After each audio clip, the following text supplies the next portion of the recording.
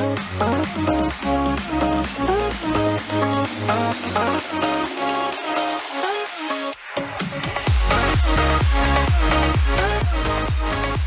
very good morning to you. It's good to see you right here on Your World.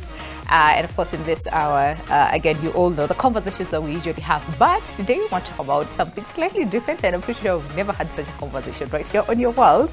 And this is as far as animal feeds are concerned, all right? And of course, the balance of it all and the urgent interventions that need to happen. Before we came on air, David was telling me, I hope I will not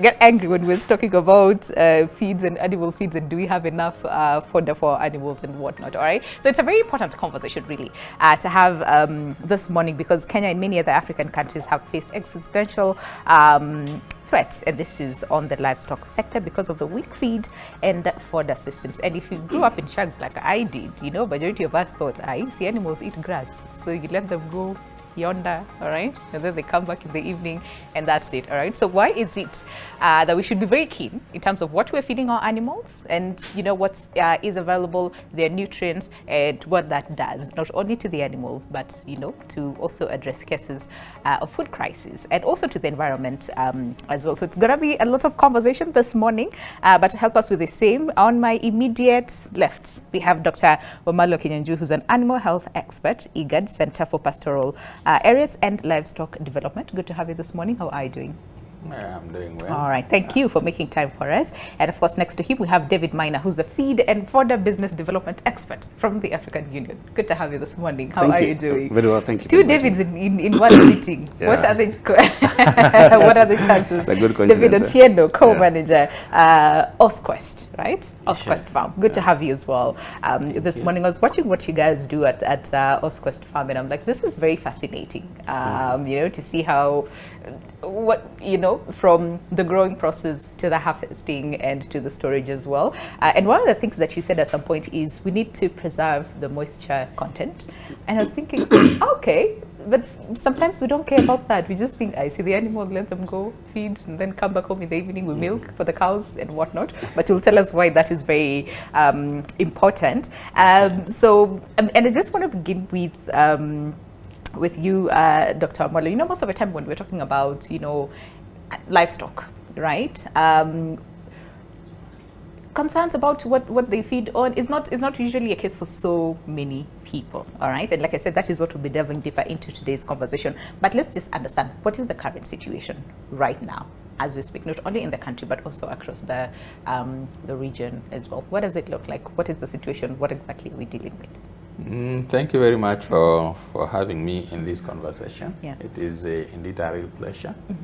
As you said, I work for ICAD, which covers 8 countries in the region, that is Sudan, South Sudan, Uganda, Kenya, Somalia, Ethiopia, Djibouti, and Eritrea. All right. And looking at the region, actually it has really been on the receiving end, especially looking at the 2020, 2021, and 2022 drought.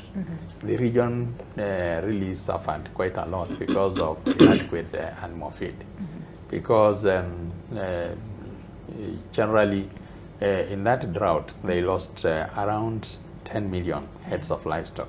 So that one brings the conversation that animal feed, that is very important. So what should one do? And of course, as we talk of animal feed, it is not just any. We really have also to mind what kind of feed are they eating. Because if they eat balanced diet, just the way humans we are, if we eat balanced diet, we will produce better and we will perform better. And same to animals. If they have feed that are adequate in metabolizable energy, in crude protein, and the dry matter, you will find that the production in terms of milk will be high. The production in terms of meat will also be high. Even the quality of the hide will be good. So it's not just about what they eat, the quantity, but also quality really matters.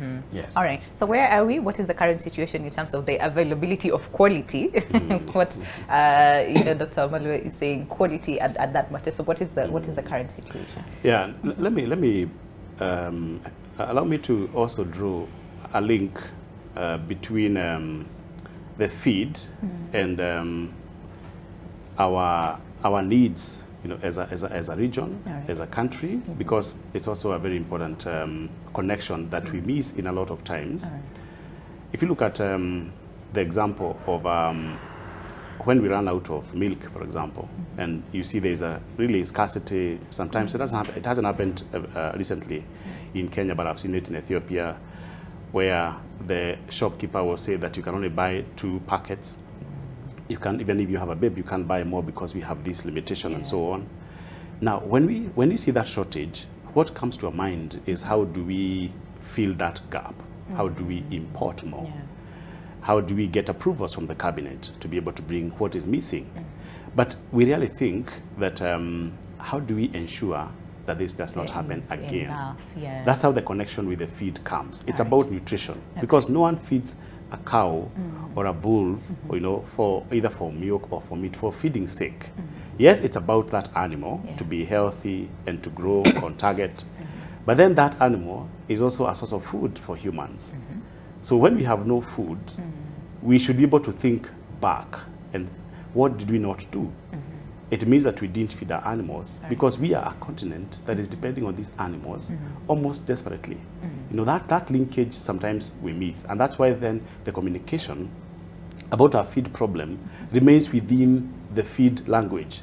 And it doesn't seem to leave the box and enter into the nutrition requirement language. That we see that a hungry animal will lead to a hungry child, will lead to a mother who is expecting not having the right nutrition to be able to give birth to a healthy baby. When that connection is not done, then the emotional, the anger, and the disappointment we should have by underperforming on the feed sector does not arise. Because the connection with the human requirement for nutrition, for growth, for employment is missing. So, and I think that is why we feel desperate, because in as much as we're in a problem, and I think Dr. Omalo has explained how desperate we are on feed, because we keep being hit up and about by the climate changes. It is not very much because of what it does to us or what it does to animals. It's further than that. It's far-fetched, because it is really, it's far-reaching, because it goes to demonstrate how food insecure then we become because we didn't take care of where it all begins, the feed subject. And I'm happy that we can discuss that today. Absolutely, absolutely. Because again, like I said, majority of the farmers, and we're talking about large-scale farmers, but we also have smallholder farmers as well who are into livestock production, right? So then when it comes to empowerment and for them to understand what is important in terms of what they're feeding their animals, because again, like you're saying, it does not just end there. There is a full circle towards the same. So I'm going to call you Mr. Otieno, this is because now they're two Davids. The question. So then, what is it about, first of all, feeding? And I like what you're saying, it does not have to end there at feeding. But what is it? What qualifies as a good feed for our livestock? What is not? What are their nutritional needs different from, you know, everything else? Can we just, first of all, understand that aspect so that when we say, you know, this would lead to a hungry child if we do not, you know, feed the animal well, we have a proper understanding of what it's all about. But can we just understand the basics, nutritional needs, and what qualifies as a good feeder or feed or not? Sure, thanks so much.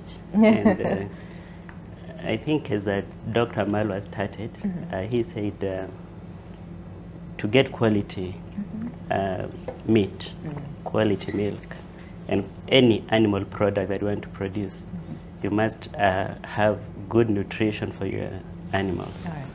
So the quality of production starts at your nutrition. It's just like us. If you don't eat a balanced diet, you won't be productive at all. You won't be as productive as people who are having the balanced diet. So for animals too, the most important thing is proper nutrition.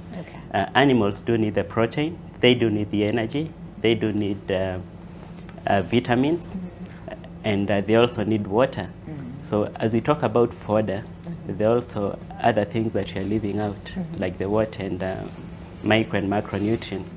So for quality feed, like for us, when you do produce a feed and supply feed to farmers, we do ensure that we are supplying to farmers whatever is good and quality for their animals. It's not about the quantity that your cow will eat or the amount of food, but the quality also matters. Yeah. So when you're in production, many people believe that maybe hay is the only fodder that animals need. Yeah. But you will realize that the more you store your hay, the more the nutritional value deteriorates. Yeah. So if we continue building our fodder bands, like hay bands, are we doing justice to animals? Are we really, are we just farming for the sake of farming, or we have our animals at heart? Okay. When you're doing your own shopping in the supermarket, what do? You get some milk, you get some sugar, you will get meat, get but eggs. also think of your animals the same way. They need all those nutritional components. So then what is the source? Because again, easy for us humans, you'd say proteins, you get that from animals or plants, right? Your vitamins, you get it from here. So but for the animals, what exactly does that, like what gives what in terms of their nutritional content? And I'm asking that because again, like I said, some farmers would, if you come from where I come from, maize stock, we'll just give that to either, you know, when it's still green, or when we wait until it's dried, and then we shred it, and then we give it to the animals, and we say we have fed our animals. But that is not only the case, you know, as far as then ensuring that they have the nutritional needs, you know, that the animal needs.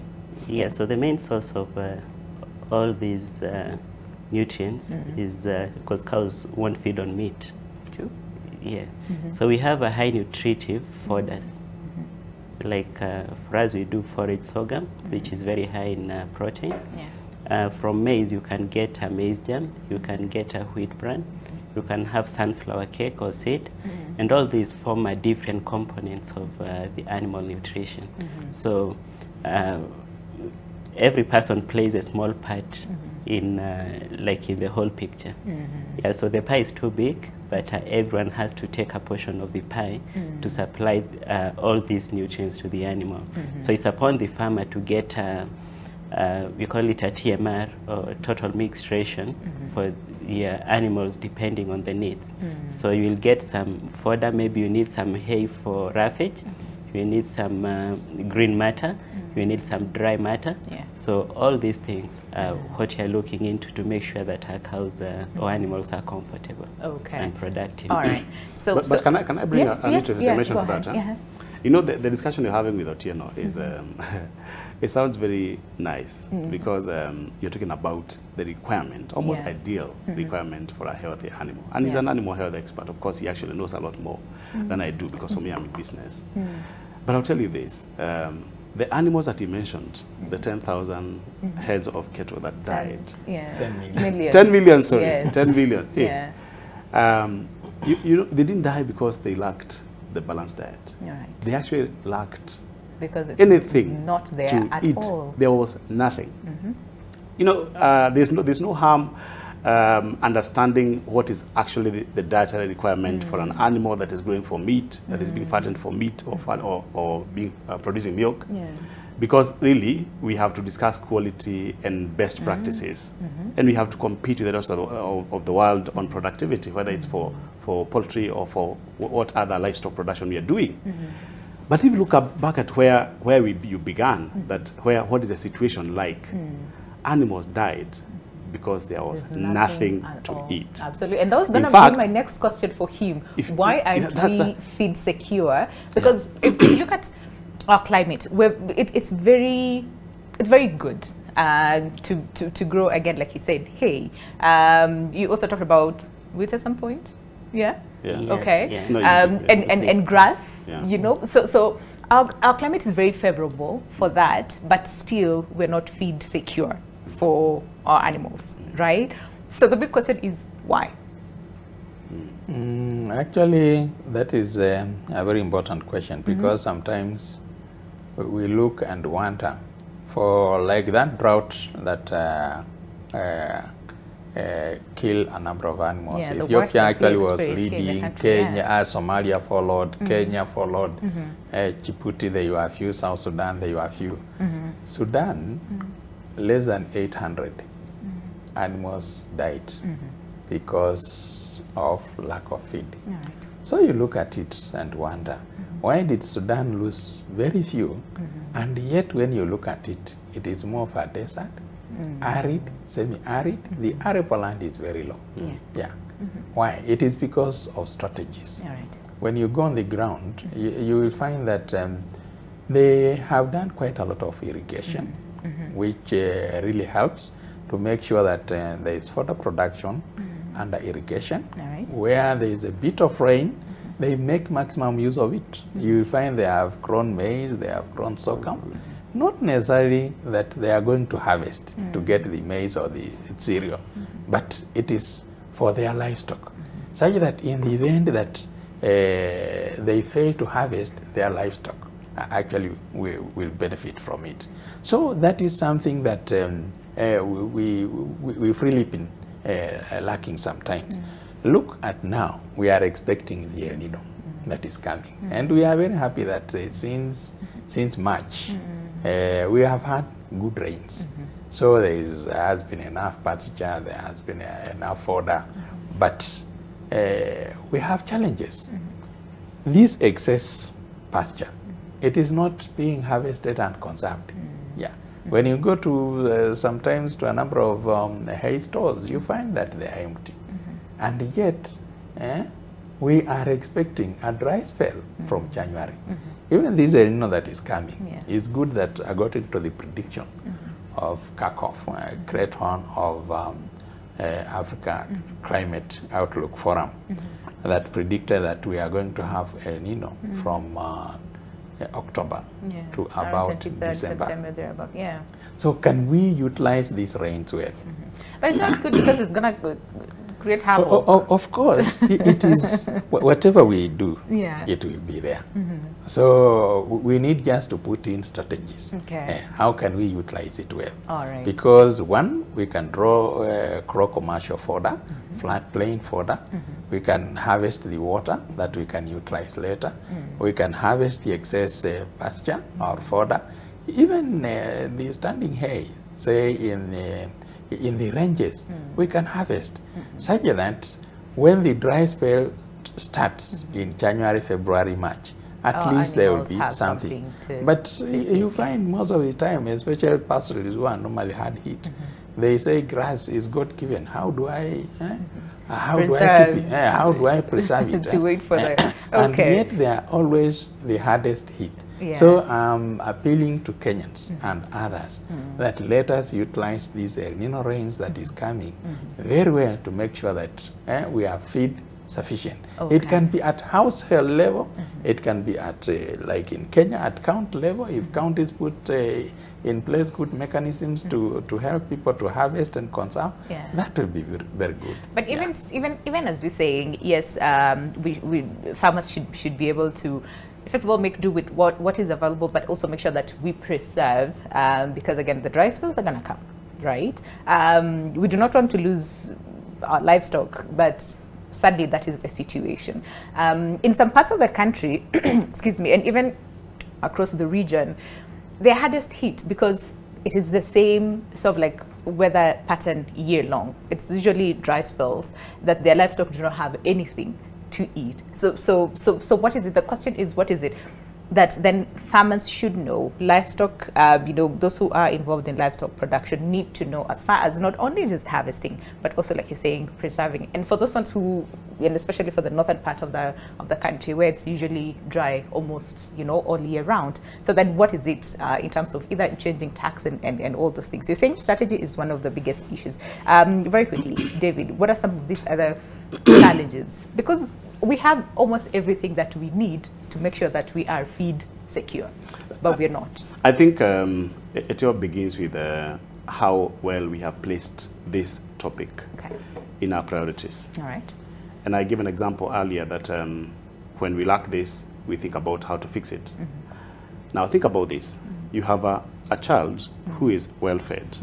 When the cold comes, they are better able to deal with the effects of the cold or harsh climate without getting sick because they are well fed. That's one. But there's the other way of starving that child, and when it's cold, you look for a heavy jacket so that you can help them cope with the cold. which one is more sustainable? Is it feeding the kid well, or is it having a stunted kid who is weak and thin, and then looking for a heavy jacket? Because a jacket you can just buy the next day. True. But the more sustainable method is to grow a strong kid, so that even if you need a jacket, they already have a strong structure which has come out of a feeding for a long time. So one is in the systems, the other one is in the quick action, quick reactions, window dressing, like basically covering a crisis with a quick action. That does not serve, it doesn't help in the long term. So how do we then go to the direction of feeding our child correct, so that they can be able to withstand the harsh climate? Now, the discussion about fodder sometimes goes to the direction of what farmers can do, and puts a lot of burden on the farmers preserve, on the farmers, El Nino is coming, and those are very good things to say, that we have rains coming, plant every space that you can get, so that the rains can find planted fields, and we have a bumper harvest in January. Two, we have lost a lot, and we are vulnerable sector, feed sector. Mop up all the ready feed, the hays, the straws that are now in the fields, let them be harvested, because when the rains comes, we cannot bale again, because then it will not be possible, even movement will be a problem. Now, those are the things that we're telling farmers to do, and that is very important in the very short term, or in the immediate. But now in the longer term, how must we profile this discussion so that fodder is discussed in the priorities of government? You see, Dr. Amara is working in the region. He says that only Sudan had an easier outcome in the last drought, meaning that all the other countries are struggling with a negative feed balance. They have more animals than they can feed. Kenya has estimated in the last few months that they are actually 60% deficit, meaning that we can only do we can only feed 40% of the animals we have. This may change from time to time, but already having that at one point is very desperate, isn't it? So what is the solution? Is it to say, farmers, wherever you are, whether you're in beef or in poultry, you're in pigs or you're in dairy, do the best you can. But is it also bringing this as a strategic priority of the government, that when we see it in the various governments, when they have priority papers on what they must do, every new government, that it is put on a high pitch.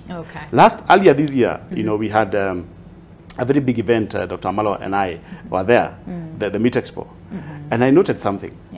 If it's about meat, a lot of exhibitions were about meat, various meats, how to cook and whatever. But there was hardly any stall on that exhibition showing grass. Can you see what I told you then? That we have very weak connection between what we finally eat and where it actually comes from. So for me, as long as the discussions can be elevated, so that we are discussing where it comes from, and when the cabinet secretary arrives, it doesn't matter which country, they are coming to say we have this meat because we got good grass, or we don't have meat because we didn't have grass. And I'm just going to throw that question back to you, because you're from different organizations, very important at that matter, to push for these conversations. So of course, I'm just going to ask you, so what has been done so far? What exactly is not working? And I'm also going to come back to you, Mr. David Otieno, to understand how much of this information, first of all, do farmers know? Okay, what is not being done? What sort of like policies, conversation? Because again, it's across the region. We import, milk products or eggs, or and we export as well. So it's like cross-border, sort of like a business. So what is it that then should be standard across the region, so that we do not have, like, let's say, poor quality, because there's that conversation again, poor quality milk or poor quality eggs coming from country X into the country, and yet as we're giving them good quality meat, and all those things. So policies, like what you're saying, top priority conversations from governments and also organizations that are involved in the same, and also the farmers as well, because we cannot talk about these things without talking about them in terms of how much information that they need to know in terms of making the link. So we're taking a break, but when we come back, I'll start with you in terms of then what is not being done, but also get to understand from David Otieno as well in terms of what farmers need to know and how much of it they know. But we're taking a short break right here on Your World. Stay with us. When we come back, there's still so much to discuss, and this is as far as animal feed, the balance of it all, and what are some of the urgent interventions that should be made as soon as now. See you shortly.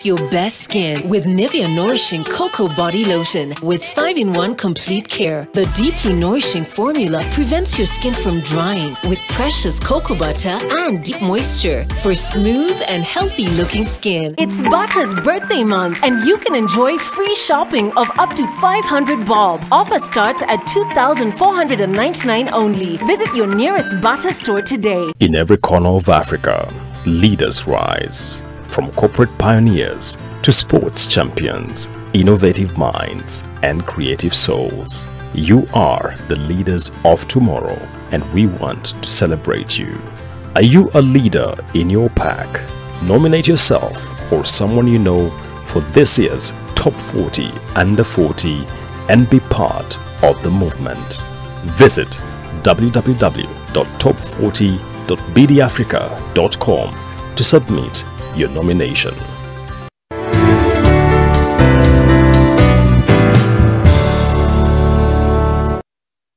It's Butter's birthday month and you can enjoy free shopping of up to 500 bob. Offer starts at 2,499 only. Visit your nearest Butter store today.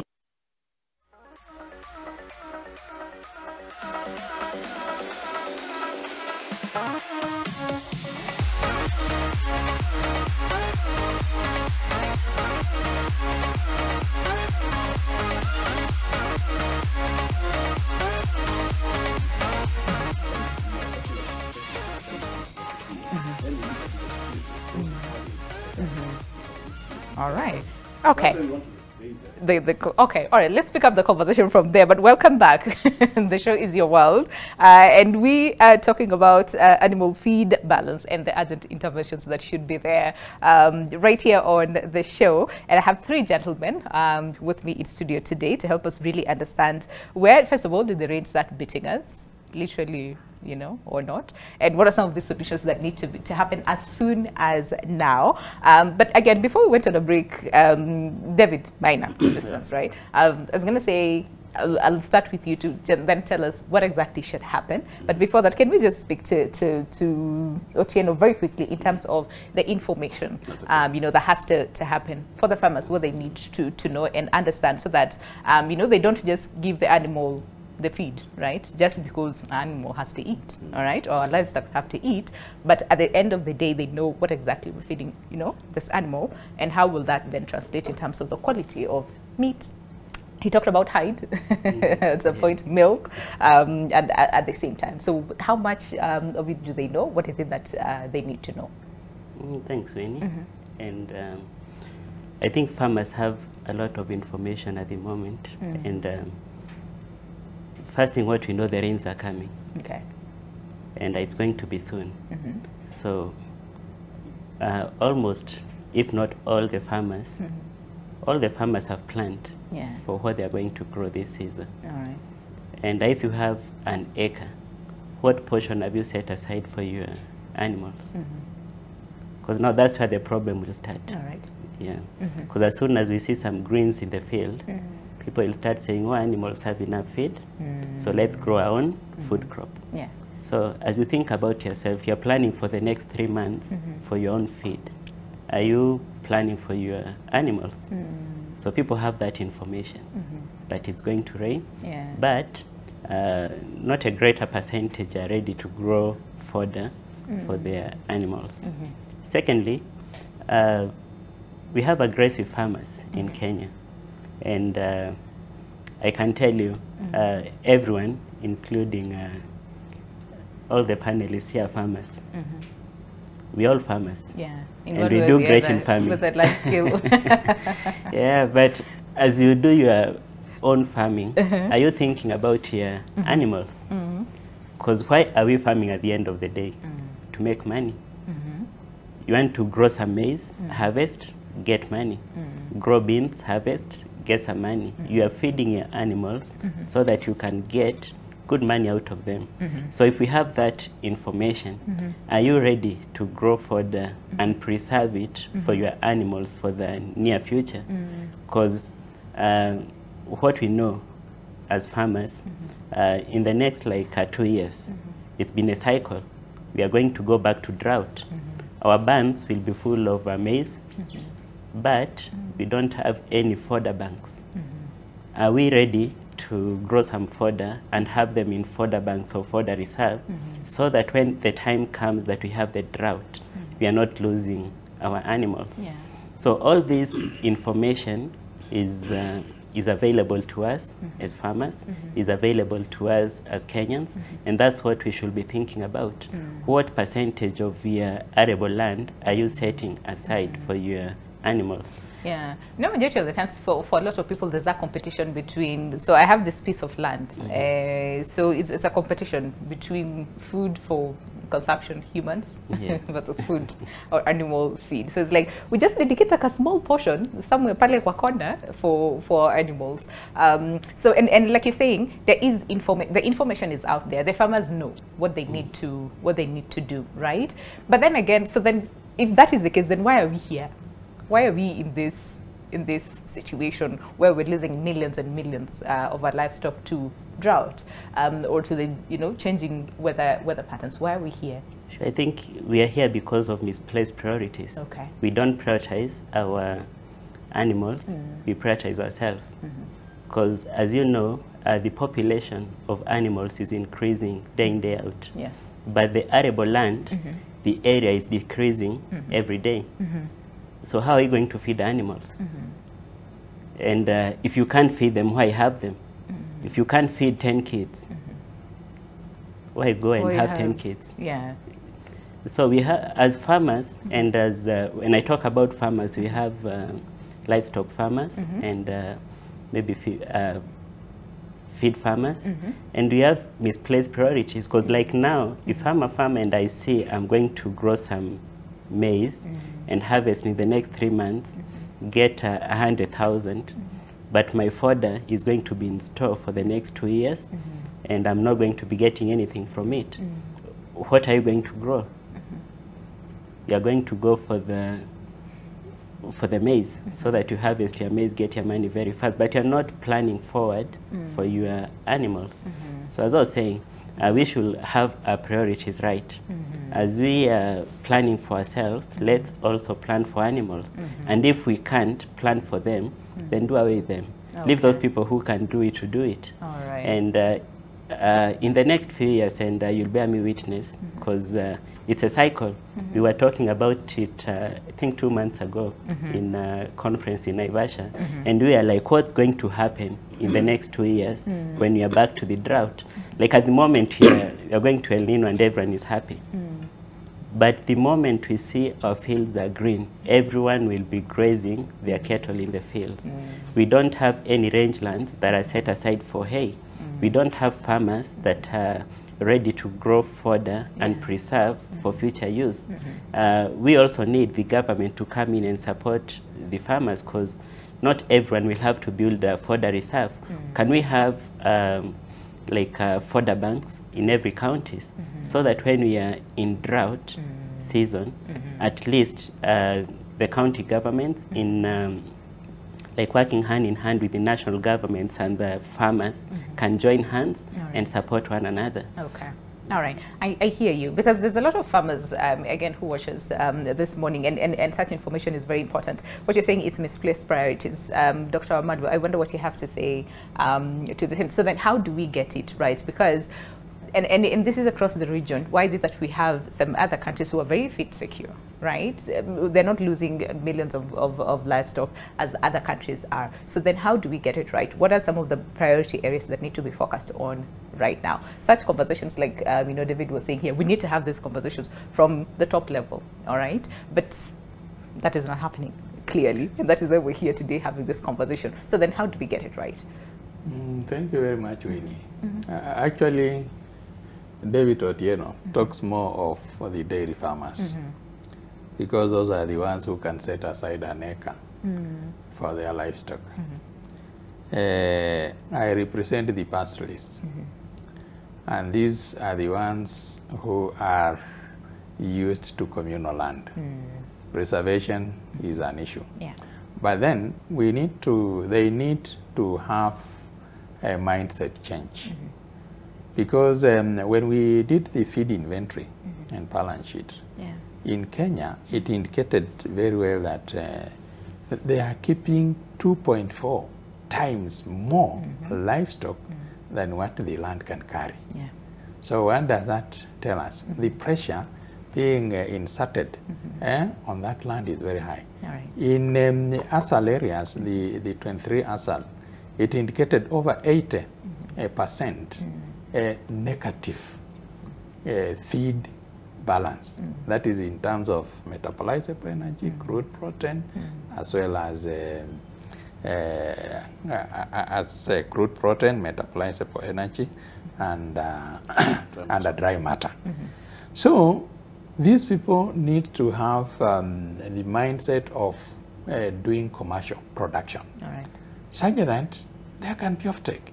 Like in Kenya, we have Kenya Meat Commission that has been given money to help accelerate livestock offtake in these areas that are always hardest hit.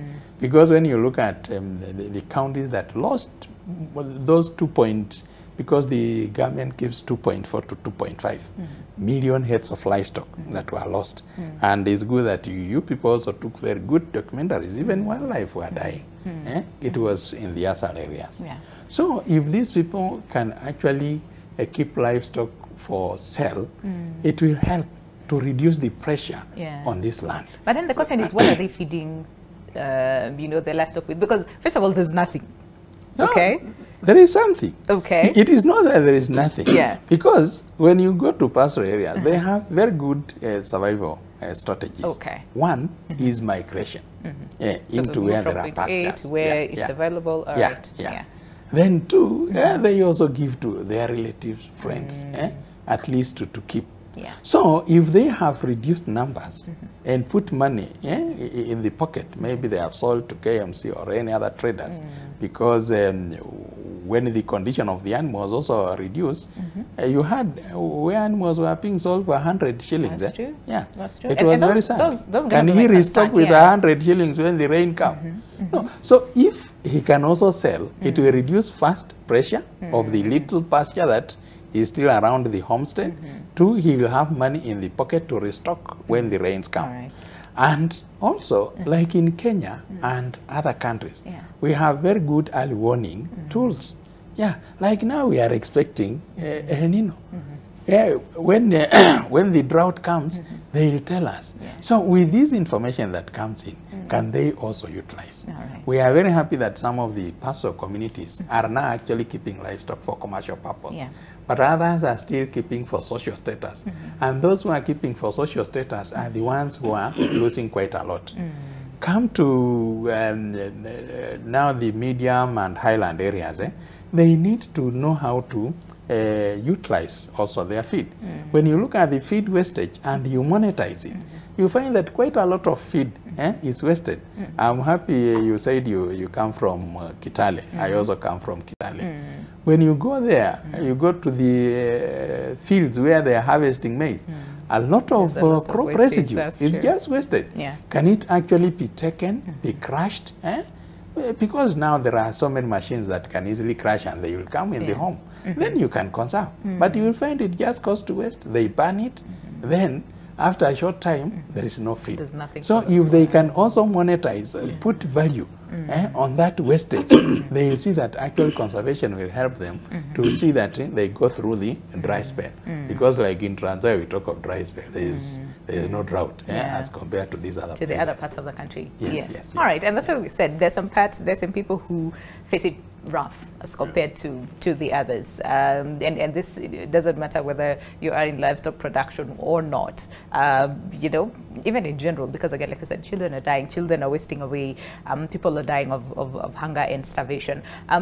So David, may not be, I mean, during the break you were asking, so then what would be the magic bullet? I'm just going to ask you that question as well. So what exactly would be the magic bullet so that we save ourselves from the current situation, and even years later, because you talked about more of preparation, getting ready. Let's not wait until it starts raining for us to think, oh, okay, we need to do this. Let's prepare, before that, so that again we reduce the adverse effects of the changing weather patterns, the availability first of all of these feeds for the animals.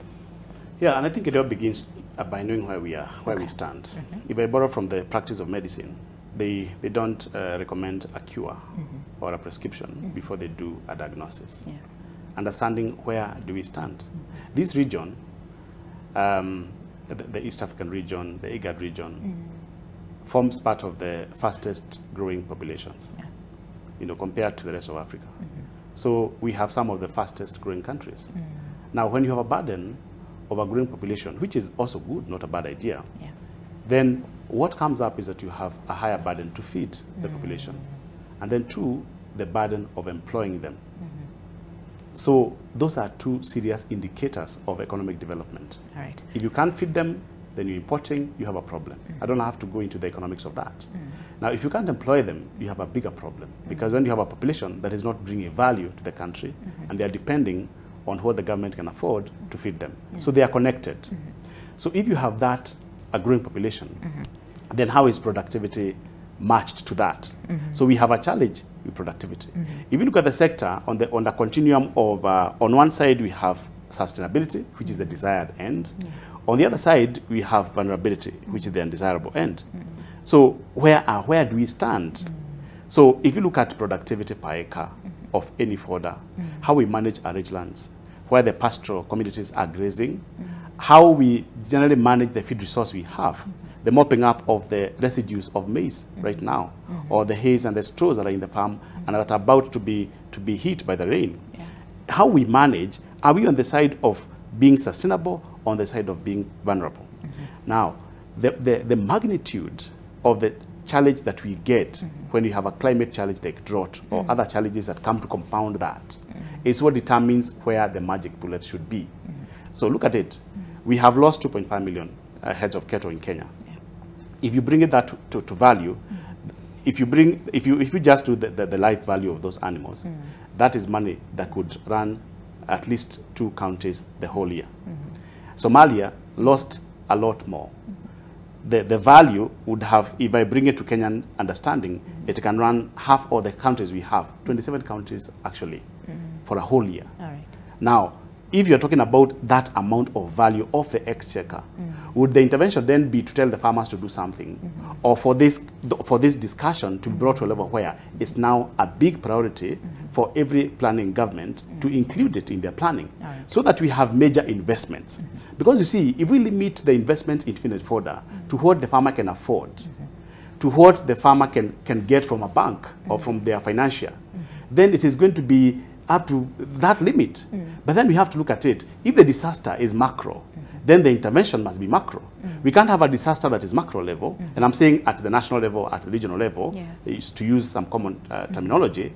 Then we are trying to say farmers do that, bank do that, give the farmers loans. That it's okay, but it's not enough. It has to be that can we be able to inject huge investments that can assure us that we have pastures just as much as the livestock that we have. All right. That may mean that we have actually requested for additional funds at the county level, at country level, or given incentives to investors who are saying, I'm coming to your country to invest in fodder. Those people are the ones who deserve a tax holiday. Right now, there are many people who get tax holidays because they are bringing some interesting ideas to the country. That should now be one of the interesting ideas. Why?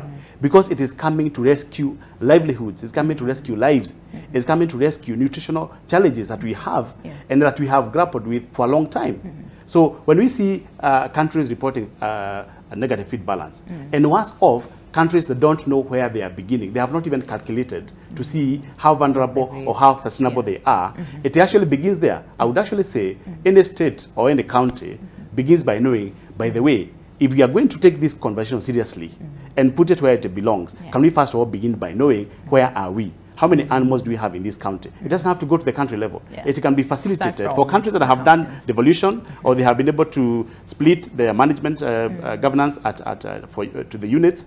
Then it's actually much easier. Because then the minister says, let me see the state of every county. How prepared are we? And how does that also inform us on how we should prepare for the incoming rains? Because if we don't know, then we look at rains as a way to, we can grow more and harvest more. But there's really nothing being injected that can give us a long-term benefit that is going to move us a unit or two more towards the direction of sustainability and away from vulnerability. Because if we don't do anything that is going to move us, then it means that if we have the next challenge, and most likely it is climate. He says it's actually predictable. Yeah. But you see what happens? You also don't predict how many disasters are going to befall on you. You might have a drought.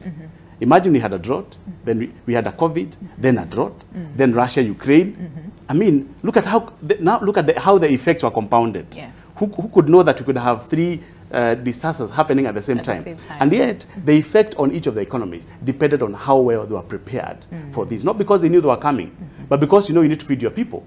Then you're better prepared. All right. So I think it is, most importantly, by the time we leave the discussion, if you have managed to convince people that this is an issue as big as food security for populations, then of course begin to think where it all begins. Then of course we have better interventions at investment, and I think business solutions are possible. Yeah. These guys are producing fodder. Exactly. He never mentioned irrigation. Can you imagine? And you're talking about areas, majority of areas in Kenya which are considered to be low potential, mid potential, are actually doing very well. There is such an area, but they have not done any irrigation unit, and they are producing high energy, high starch forages. How much more would we do if we are not even going to the challenge of producing the thick stems? You're talking about grasses. How much can we do with little resources? But the question is, are we thinking about it? Are we allocating money to it? Are we considering it as part of infrastructure that needs to rescue this country from a food security challenge or the region from a drought effect? So I think it's about how we place it in our priorities. And totally hear you, because the investments are also important. Resources is very important. But I'm just thinking then, doesn't that take a collective effort? Yes, you know, governments and countries could pump in, you know, money, investments, and making sure that, you know, the resources are there. But if this person, who is the farmer, or the ones like David's case, who, you know, grow and produce for commercial purposes, if they do not have that information, then it doesn't matter how much investment is put in there. If the correct information is not there, then you see, Winnie, what these two are connected. Yeah. It is not one or the other. Yeah. If there's a strategy at the country, for example, Somalia, they are saying that we are now going to do just to know where we are doing a self-diagnosis on how vulnerable or how sustainable we are in the feed sector. Now, the strategies they make include informing farmers. They include broadcasting information using the radios and these media programs to ensure that farmers know what to do. It is not that we either go macro or micro. No, it is they are connected. That actually any macro level strategy, like for example, the tax. You were discussing tax before we came. The government sits and decides we are going to have a tax around this and this. The next day, some small businesses are being called to pay a tax. A strategy that was designed at the top level has now reached down because it doesn't happen in isolation. However, if you do it the other way, it's possible for farmers to be struggling. Their cows are dying, their children are getting stunted, but it does not connect to the top. So it's actually worse if we leave it to be done by what farmers can do, how much banks can lend. And you can say private sector, if you guys have money, you let the farmers, if they come, they qualify for loan, give them. If they don't qualify, leave them. But the question is, are these farmers actually helping us deal with the food security problem? If they're helping us, then we should be involved in whether they are funded to invest in fodder. And we should not even wait for an investor to come and say, I'm interested. We should be inviting, because we have a problem. Come help us solve a problem that is hitting us very hard. We can't feed our people, we can't employ. I totally hear you. All right. So David, because literally we have like 3 minutes, we need to end the conversation. So then how do we get to that level of sustainability from your point of view? He's talked about at a policy level, you know, government level, investments need to be made, and also make sure that all these people are on the same table when these conversations are being held. So then how do we get to that level of sustainability so that 5 years later we do not have such conversations about how not feed secure we are as a region and as a people? I think as Dr. Malwa said, fodder commercialization will be like a perfect solution to this. Because as farmers, currently in Kenya, we have a cereal boards. When you grow maize, you harvest, you take your maize to cereal board. If I have a silage today and it's sitting with me in like in a store, and maybe have a facility with the bank, you need to be servicing it. How are you going to be sustainable yourself? Yet you want to support other people.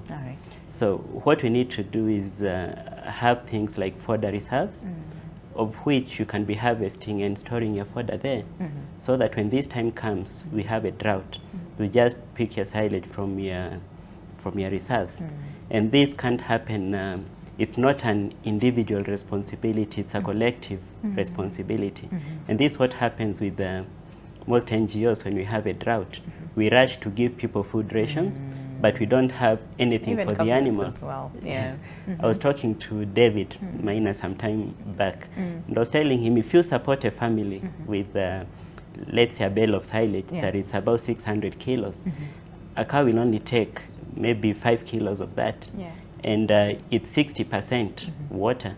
Yet we are walking our cows 60 or 30 kilometers to go and drink water. Yet the person walking the cow is already malnutrition. So if you give this cow maybe some silage, it has the water, it will produce good milk, which is good for the nutrition of the family. And at the end of the drought season, these people will be healthy. But what happens in current situation, at the end of the drought, all people have is empty packets of unga and rice, and all the animals are dead. Can we look at it in the other? Can we support the animals so that these animals can support the families? I really like that. I really like that. Let me take that as a parting shot. Dr. Amalo, very briefly, because we literally need to end the conversation now. So in terms of how then do we get to that level of sustainability that David talked about? And this is across the region, not just, you know, one country or one area is feed secure as compared to the others. How do we get to that level? It is strengthening utilization of early warning tools for early action. Like, for example, Kenya, Somalia, Sudan, Uganda, we helped them develop these early warning tools, the feed inventory, a predictive livestock early warning system, so that they can know the areas where there is surplus production versus demand, and areas where there is deficit. So in that way, it will help the country so that they can be able to strategize and stock maybe, or preposition this feed in places where there is a deficit. It is happening very well in Ethiopia, but of course it needs to be taken forward. And in Kenya, of course, NDMA uses these tools very well. So if they utilize it very well, it will help very much to know the demand versus supply, because they always say, if you cannot measure it, you cannot effectively manage it. Let me take that, let me take that so that we do not dilute. Very, very powerful way. 10 seconds, literally, David, as we cut this up, get to system. You've talked about a lot of things, investments, actors, all those things. Thank you, Winnie. I think just to, because now we have rains coming, maybe just what farmers can do is to go to the seeds company which are selling fodder seeds, grow before the rains. And anybody who has an empty store, fill it up before the rains. We may not do huge strategies in the short time because we have, say, like 2 or 3 weeks, I don't know. But what we can do within the 10 days or so, let's fill our stores, let's plant a lot of fodder. We'll be in a better place when the rains are over. Then in the medium term, then governments, counties, cooperatives, they can begin to think how we can be at a better place when we have the next drought, which is forecasted already. And we really hope that it doesn't, but by the time we get there, we can wish it doesn't happen, but it's going to happen. It will happen. And the cycles in the history can tell us what's happening.